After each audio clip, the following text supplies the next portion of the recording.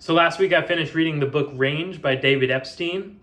Not that Epstein, but I did get the book from Bill Gates' book club. So there could be some relation. I haven't looked into it.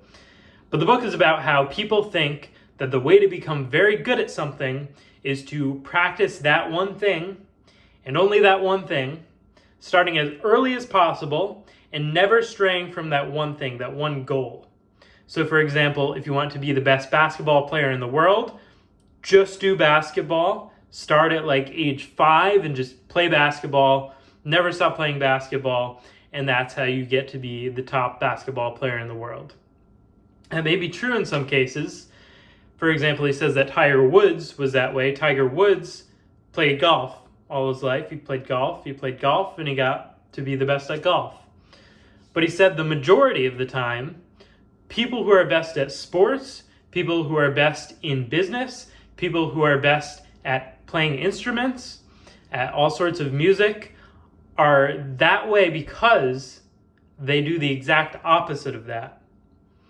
The people who are the best at playing violin are the people who experimented with playing the tuba and with playing guitar and playing maracas and whatever random instrument. The more experience they had with the most diverse instruments, the better they would be. Once they've tried everything, they decide what to specialize in, and they run with that.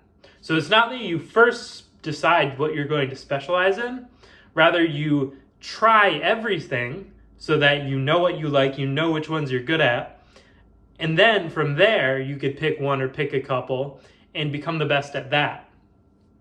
So I read another book a while ago, I think like 5 years ago. I made another video about that, and it was about how the invention of refrigeration, this was just one point from the book, when they invented refrigeration and frozen foods, that wasn't someone in the refrigeration industry or in the food industry really. That was some guy who lived with the natives of Antarctica or something like that. I think it might have been Alaska actually, where they were catching fish and then immediately freezing them in the water, and then later on in the winter, or I guess it's always winter in there, in another season they would eat it. And he realized that the food actually stayed super fresh when you froze it, and people really didn't know that before then. They didn't have this idea that you could just flash freeze something and all of a sudden it's gonna last forever on a shelf. You just heat it up and you're good to go. So that's how that was invented.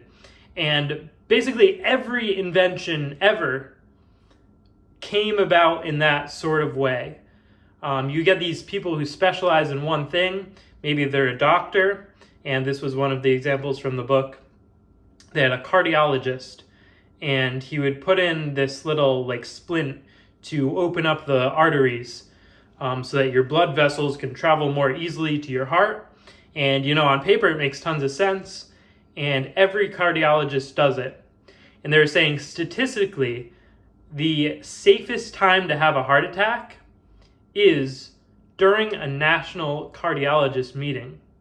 Because during that time, they're all off at the meeting. They're not in the hospital, so they're not going to try to fix you and make it worse.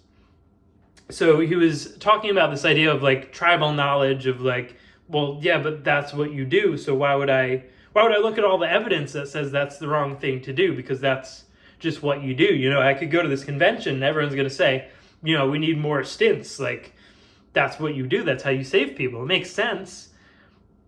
But when you actually do the math and you look at the statistics, it does not make sense.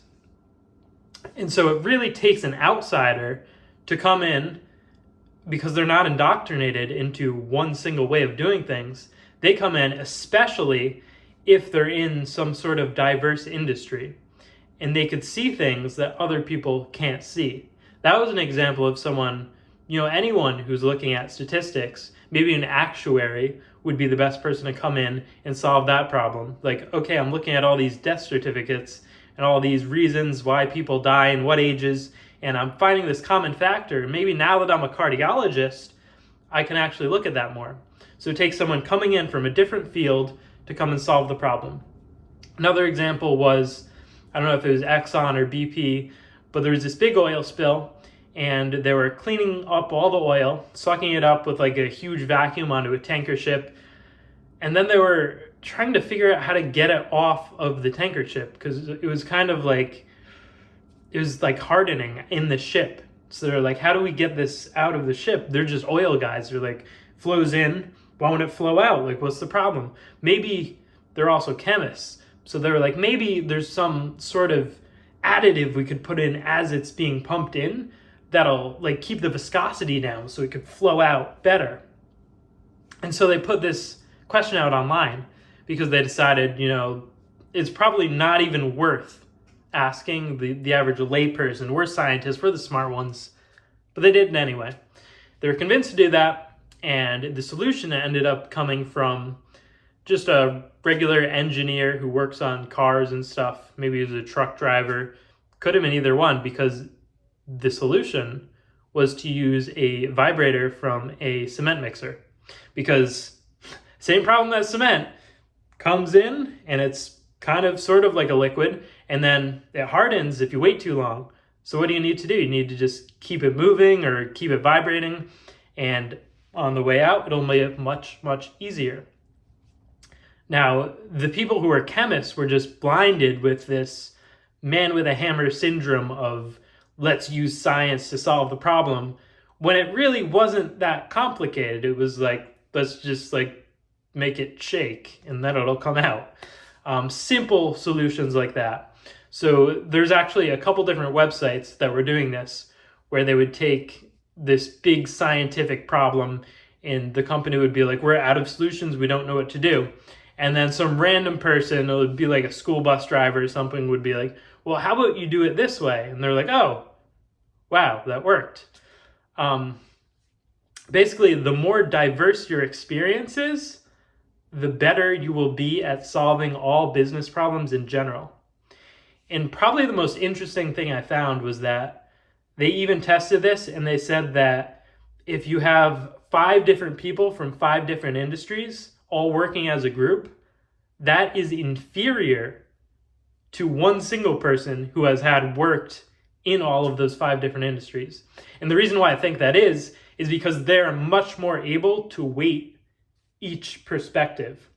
Like, each individual person is going to be man with a hammer of their individual industry. But if you're a pro in 5 different industries, you're no longer tied to that. You no longer identify with the tools of that industry, and you could actually look at all the available options and weight them accordingly, weight them properly. They were talking about also a situation where firefighters had it was forest firefighters, so they had all their tools, they had their saws, and they're super heavy, they had their backpacks, and they have to cut down the trees to create a line where there's no trees so that the fire can't spread.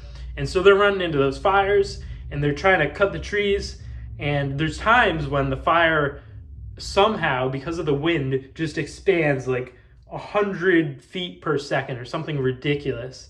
And you have people in helicopters that see that, they see it coming, they see the line of people working, and they're like, guys, you have to just get out of there, you're never going to make it, just drop your tools and run. And what they found was, really, regardless of the amount of training, the firemen could not disassociate with being firemen. They were like, literally our tools. We were talking about tools figuratively, as in like formulas and stuff. With firemen, literally our tools. If I drop this 100-pound saw, I can run to safety. But I'm a fireman, I can't do that. Like, this is my tool. And so a lot of them die in fires where they 100% could have made it out. Like, there's a line of people, half of them drop their saws, make it out, half of them are like, but I'm a fireman. They even said people were like grabbing their saws, looking for like a safe spot to put them down before they ran, when that's completely illogical because they know the fire is going to burn it anyway. And the only way they can get out is if they drop it as soon as possible and leave. But we get so ingrained with these tools that we cannot see the bigger picture. And by seeing the bigger picture, we can see how to weight our options correctly. So one last example was, they were talking about people who create comics. So they're talking about the different genres. One guy makes comics that are supposed to be funny, one guy makes horror, one guy makes drama. And so there was no real way to test who would have the most successful comic. Except the only way that they did find was that, once again, having a team with diverse backgrounds actually didn't help, because they would all be the men with their individual hammers. The only way they found that would work the best is if each individual person on the team, or even just one person controlling the whole project, had experience in all those different areas.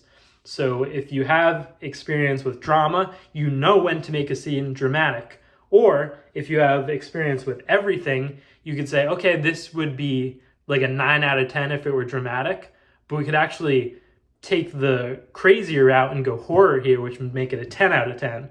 But you're not just going horror, horror, horror every time. You're actually looking at the situation, and because of your diverse experience as a single person, you're able to correctly weight different genres and different ways of framing each individual situation and rewriting the book, and that's how you make the most successful comic. So that's how you do it with comic books, that's how you do it with business, and that's how you do it with music and everything in general. So this book for me, because I am very much that way, I like to learn about all these random things for no apparent reason, really made me feel like I'm doing the right thing by just randomly learning everything. Before this book, I didn't really feel that way. So I think this book is correct. I think it has a lot of good points. I think this is something that I've always sort of known in the back of my mind, but this really solidified it and confirmed it for me. So great book, Range by David Epstein.